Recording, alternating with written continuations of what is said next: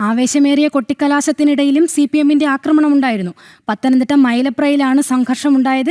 NDA UDF പ്രവർത്തകരെ കൊട്ടിക്കലാശത്തിനിടെ CPM പ്രവർത്തകർ ആക്രമിക്കുകയായിരുന്നു. പോലീസ് ലാത്തി വീശിയാണ് അക്രമികളെ നിയന്ത്രിച്ചത്.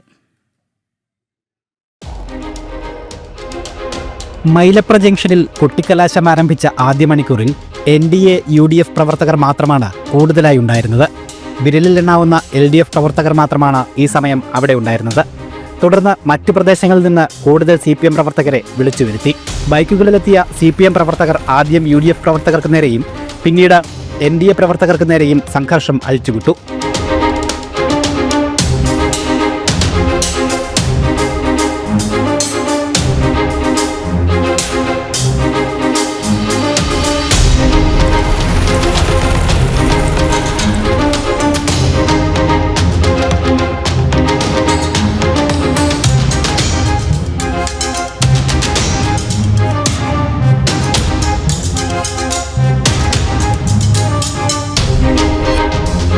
പോലീസ് ഇടപെട്ട് ലാത്തി വീശിയാണ് അക്രമികളെ നിയന്ത്രിച്ചത്. പിന്നീട് റോഡ് തടഞ്ഞ് LDF പ്രവർത്തകർ കൊട്ടിക്കലാശം നടത്തിയെങ്കിലും പോലീസ് നിയന്ത്രിക്കാൻ ചെന്നില്ല. ജനം, പത്തനംതിട്ട.